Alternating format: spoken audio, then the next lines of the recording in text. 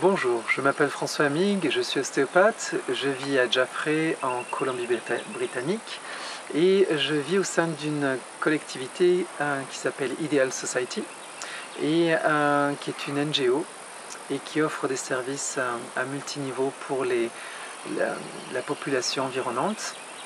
Et moi je dirige le centre de bien-être et de santé ici et j'aimerais vous présenter une série de vidéos pour vous aider à être plus en santé dans votre vie personnelle, mais aussi dans votre famille, que ce soit pour votre vie de couple, pour une grossesse, pour vous préparer à l'accouchement, pour la petite enfance et toute la gestion du stress et de la santé et du bien-être de vos enfants.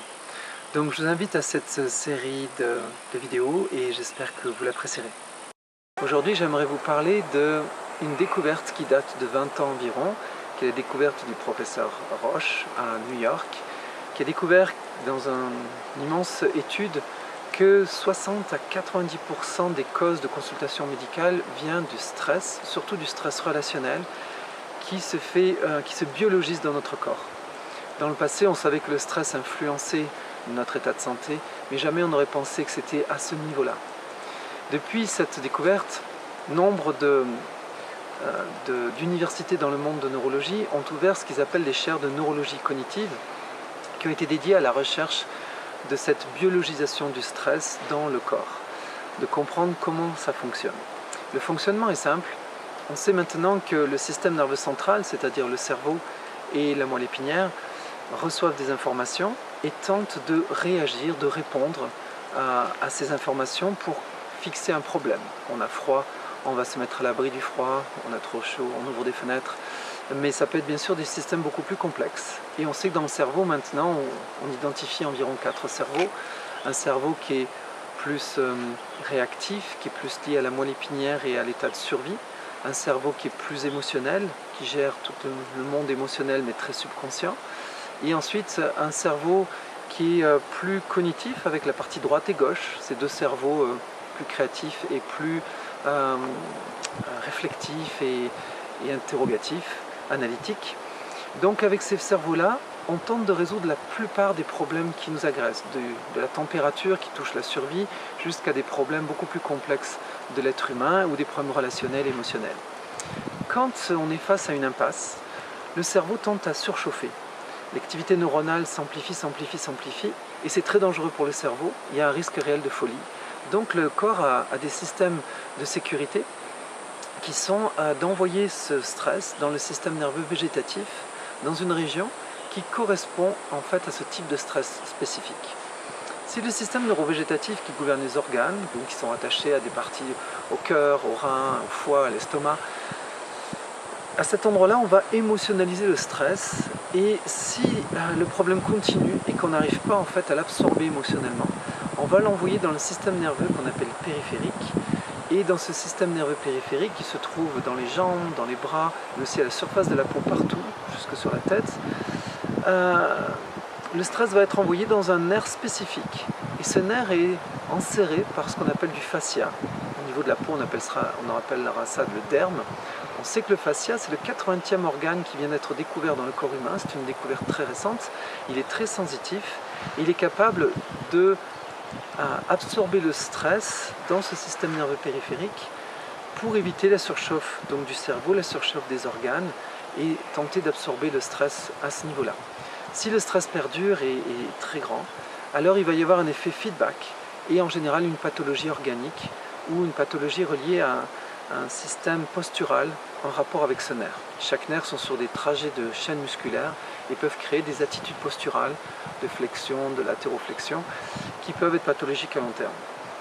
Quand on comprend le mécanisme du stress, on peut envisager que finalement, que ce soit des problèmes de perception, ce qu'on appelle de proprioception, de perception de l'espace, qui fait que l'on se blesse tout d'un coup alors qu'on ne se blessait jamais, prennent du sens, alors qu'on était un athlète de haut niveau, ou tout simplement qu'on était très agile et tout d'un coup on devient maladroit.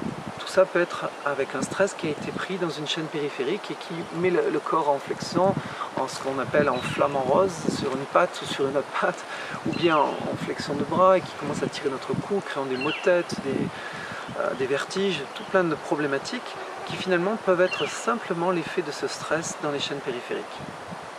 Alors, cette compréhension du stress va nous amener à toutes des nouvelles approches thérapeutiques. Une des plus nouvelles qu'on connaît, c'est l'EFT, Emotional Freedom Technique, qui consiste justement à aller tapoter sur des endroits, des nerfs périphériques, qui sont réputés pour être des poubelles du stress. Bien sûr, on a l'acupuncture qui, depuis des millénaires, en fait, vient poncturer ces zones d'émergence de nerfs, qui sont très connues depuis des millénaires par la médecine chinoise. Mais on a aussi l'ostéopathie qui va aller libérer ces zones périphériques, ces fascias, qui sont remplis de tensions périphériques. Et bien sûr énormément d'approches, les naturopathes qui vont utiliser des huiles essentielles à mettre sur certaines zones, on peut utiliser la musicothérapie, il y a les vibrations, les couleurs, tout est possible pour pouvoir libérer ce système nerveux périphérique. Voilà pour une première approche de compréhension de comment le stress est la principale cause majeure des problèmes de maladie et qu'il mérite d'être adressé. Bon, alors en pratique, comment ça marche ? On a vu comment le stress rentre dans notre corps dans plusieurs systèmes, mais comment le gérer? Alors ce qu'il faut savoir, c'est qu'il y a des hormones comme les catécholamines, ce qu'on appelle les hormones du stress, qui ont pour fonction de nous aider à régler ce que le stress nous amène. Comme on ne peut pas l'éviter, on a des systèmes pour pouvoir le régler. Les hormones du stress comme l'adrénaline nous font réagir très vite pour nous défendre d'un animal, pour lutter contre le froid, le chaud, mais aussi pour régler des problèmes relationnels en famille, avec notre patron, avec notre voiture, avec tout ce qui peut arriver dans notre vie. Le problème, c'est que quand le problème justement n'est pas résolu, alors ces hormones continuent à insister et notre système nerveux commence à surchauffer. Et il pédale dans la semoule. Et donc il surchauffe, et c'est là que le stress va être envoyé dans le système neurovégétatif, il va s'émotionnaliser, et il va aller dans le système nerveux périphérique et nous mettre dans des états de tension qui peut devenir beaucoup plus pathogène par la suite. Donc une des premières choses pour pouvoir le gérer, c'est de pouvoir gérer ces 4 cerveaux-là, cerveau droit, cerveau gauche, dans les hémisphères de la matière grise, le cerveau limbique émotionnel et le tronc cérébral, celui qui gère vraiment la survie et les états de panique. Pour ça, nombre de méthodes existent et on sait grâce à la psychothérapie qui a été finalement le précurseur de cette neurologie cognitive, mais qui va très très loin dans les méthodes qu'il a développées, profondément elle est basée sur la capacité à pouvoir calmer ces hormones du stress qui peuvent être en perpétuelle activité, même post-traumatique, c'est ce qu'on appelle aussi les stress post-traumatiques. On est sans arrêt en fait nourri par ces hormones et on finit par se nourrir ou auto-alimenter notre stress et mettre notre système nerveux en tension. Donc une des premières attitudes, c'est de nous faire prendre du recul, que ce soit en parlant avec des amis, que ce soit en parlant avec un thérapeute, de prendre du recul, de se calmer, de s'apaiser et d'aller déclencher d'autres hormones. Les hormones au contraire de la détente, ce qu'on appelle les endorphines, comme l'ocytocine, l'hormone du bonheur, qu'on déclenche en mangeant du chocolat, en faisant l'amour, ou en étant enceinte, ou en accouchant. Donc, mais comment finalement déclencher ces endorphines par des méthodes? Eh bien justement par la respiration, par la méditation, par l'intériorisation, par la visualisation et surtout par la mise en situation pour pouvoir éventuellement anticiper surtout des stress chroniques, comme rencontrer sa belle-mère, comme retrouver son conjoint quand on a un état de tension, ou son boss quand on a des difficultés.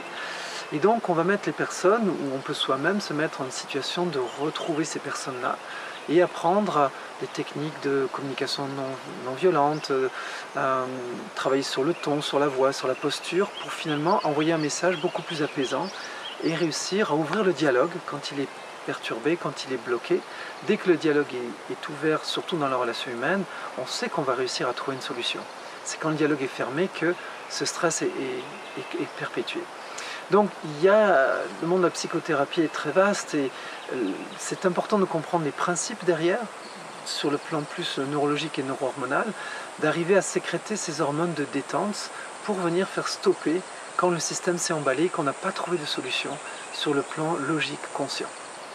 Maintenant, il y a des techniques qui sont très simples, très génériques et qui agissent sur les 4 cerveaux et qui utilisent ce qu'on appelle l'état hypnotique de la nuit. Durant la nuit, on fait des rêves et durant ces rêves, on nettoie et on reclasse toutes les informations. On peut utiliser cet état très simplement en fin de journée pour aller gérer un ensemble de stress qu'on a vécu dans la journée, mais encore plus intéressant, pour aller gérer des stress qu'on a pu vivre dans notre biographie à des moments très éloignés de notre vie actuelle et qui restent des automatismes en nous, ce qu'on appelle justement des stress post-traumatiques. On a pu vivre des expériences catastrophiques à l'adolescence, dans l'enfance ou dans la petite enfance, des pertes de parents, des moments d'humiliation extrême ou des accidents extrêmement terrorisants. Et donc on n'arrive pas à s'en libérer. Et on agit de manière souvent tout à fait illogique, très émotionnelle, voire très sensorielle. Pourquoi? C'est qu'il faut comprendre que quand on est enfant et qu'on vit un événement, ou même dans le ventre de sa maman, quand on vit un événement très traumatisant, on peut absorber le stress de sa mère de manière très puissante, ou dans la petite enfance, et être dans une situation où notre cerveau, ce qu'on appelle le cerveau primal, c'est le premier qui se développe, a été extrêmement stressé. Tous les 9 mois, notre système se régénère, la plupart des cellules sont régénérées. On a un cycle de 9 mois qui correspond à notre grossesse, et tous les 9 mois, globalement, on est comme un arbre qui change d'écorce. Et on sait que la sève va dans la dernière ligne, elle est toujours dans la dernière ligne de l'arbre. Et donc, 9 mois par 9 mois, eh bien, notre système nerveux, même s'il a été stressé, un nouveau système nerveux va s'adapter. C'est pour ça qu'on dit qu'un deuil ou un gros stress prend un minimum de 9 mois à être digéré. Mais ce n'est pas qu'il est digéré, c'est qu'en fait, une nouvelle adaptation se met en place et on survit au stress. Mais en réalité, on le met dans une nouvelle couche et on l'enterre. Et plus tard, 10 ans, 20 ans, 30 ans plus tard, quand un stress de la même nature vient nous heurter, eh bien, exactement comme un arbre, la sève normalement est dans la dernière tranche, mais s'il fait froid, comme un stress, la sève revient au centre et ravive les mémoires qui sont très anciennes. Et on se retrouve à se comporter d'une manière totalement incohérente et tout à fait illogique, et démesurée par rapport au stress qu'on a vécu. Alors pour traiter de ce genre de stress-là, on a cette possibilité, avant de s'endormir, d'ouvrir le dossier de ce stress. Si c'était dans la petite enfance ou dans l'enfance ou dans l'adolescence, on prend contact avec cette couche du cerveau qui a vécu ce stress-là. Nous, on va penser au temps, on va penser à la personne qu'on était à cette époque-là, qui est quelqu'un de totalement différent de nous, et on peut prendre contact avec cette personne-là et utiliser une des méthodes qui marche le mieux en neurologie, la consolation, l'énergie d'amour, les endorphines, la tranquillité. Et donc, la mise en pratique est très simple. Quand on est dans son lit, avant de s'endormir, on pense à cette personne qu'on a été. Comme pour le cerveau, il n'y a pas de temps, il n'y a que des espaces, on va automatiquement rentrer en contact avec cette zone du cerveau qu'il a vécue et qui reste au centre de nous comme une marque, comme une blessure, comme dans une blessure d'arbre à l'intérieur. On prend contact avec cet enfant ou cet adolescent qu'on a été, et on dialogue avec, et on va lui dire, écoute, maman était très stressée, elle n'a pas pu s'occuper de toi, tu as eu une enfance terrible, c'était jamais pour but de te blesser, mais les parents n'ont pas pu faire leur rôle, maintenant je vais m'occuper de toi. Et donc tout simplement, je suis assez grand maintenant pour pouvoir te parenter. Alors on fait une entente, la première nuit on fait ça, tous les soirs je vais te visiter pendant une semaine, 2 semaines, et je vais tout simplement te consoler et te donner l'amour que tu n'as pas pu recevoir parce que tes parents n'ont pas pu te le donner tout simplement. Ça n'arrive jamais des parents qui font les choses pour punir les enfants avec intention, c'est souvent parce qu'ils sont dans des limites qui leur empêchent de le faire. Donc, je vais te rencontrer tous les soirs et vous pouvez vous imaginer, même utiliser une photo de vous quand vous étiez enfant, cet enfant ou cet adolescent ou ce bébé naissant, et vous le couvrez d'amour tous les soirs et vous utilisez votre imagination, vous imaginez que ce bébé rentre dans votre lit et vous l'entourez de tendresse, de chaleur, vous l'embrassez, vous lui dites combien vous l'aimez, vous l'attendiez, vous l'espérez, exactement comme une maman qui sera en forme est capable de le faire avec un enfant quand elle est disponible pour cet enfant. Et vous pouvez le faire de la même manière si vous étiez adolescent ou même plus grand. Même si vous êtes arrivé à un traumatisme il y a 2 ans, 3 ans, la perte d'un très cher, un accident, un terrible conflit avec un ami aimé que vous avez perdu à cause de ce conflit-là, vous pouvez retrouver cette personne que vous étiez de la même manière, vous l'invitez auprès de vous et vous lui donnez toute votre tendresse, tout votre amour. À cette époque-là, tu n'as pas pu réagir, tu étais dans la solitude, tu étais atterré, ben maintenant je vais t'aider.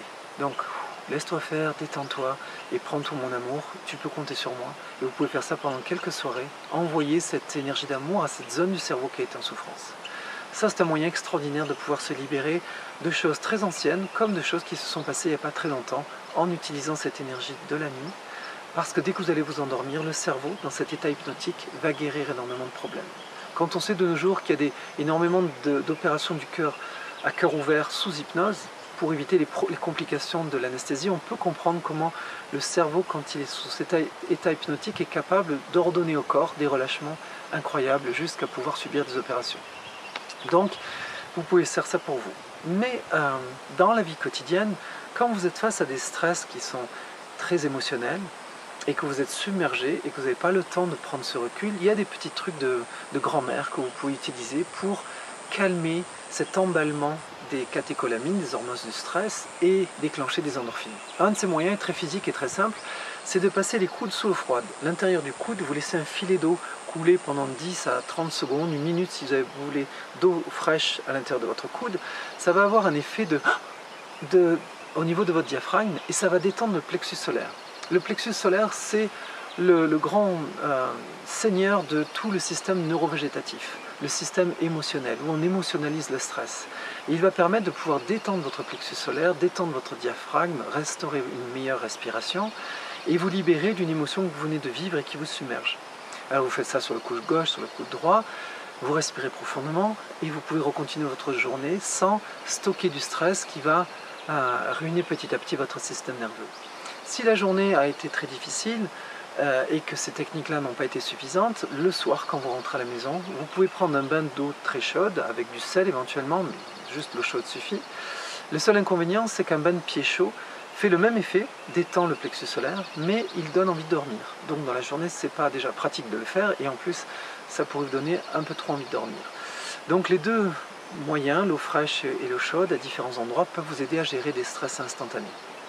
Maintenant, pour ce qui est du stress périphérique, quand le stress a descendu dans des couches plus profondes de l'émotion et qu'il est rentré dans ce système sensoriel, ce système nerveux périphérique, et vous donne des crispations, des postures de stress, d'angoisse qui plus tard pourraient devenir pathologiques et même atteindre vos organes, à ce moment-là, il y a des réflexes tout simples qui peuvent être l'automassage, le tapping, comme on le voit en Douyin, en médecine chinoise.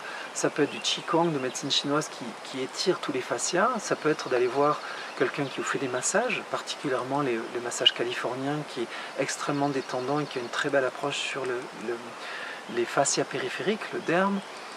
Mais ça peut être aussi la fasciathérapie, ça peut être l'ostéopathie, l'acupuncture, la chromothérapie, le son, le chant, la musique sont extrêmement puissants parce qu'ils agissent à la fois sur la peau, mais sur le système nerveux central et aussi neurovégétatif. Donc tout ce qui est sensoriel souvent agit sur les trois systèmes. Donc que ce soit de l'automassage, du massage ou même des bains, on peut guérir énormément de choses de ce système périphérique en utilisant plein de bains avec des essences, des huiles. Donc toutes ces choses-là sont des moyens d'agir globalement sur ce système périphérique, mais si vous n'y arrivez pas, s'il vous plaît, allez voir un thérapeute qui sera capable de dégager ces zones-là, de la même manière que pour tous les stress émotionnels et purement psychiques, d'aller voir bien sûr un thérapeute compétent si vous voyez que vous n'arrivez pas à le gérer. Mais c'est important de comprendre qu'il y a des moyens simples de pouvoir maintenant, grâce aux nouvelles découvertes, opposé à ces moments d'inondation des catécholamines, de ces hormones du stress, de leur opposer, de leur répondre par des hormones de la détente, de prendre un recul et de sécréter ces hormones pour retrouver votre paix et retrouver une vie où vous pouvez enfin gérer votre stress. Merci.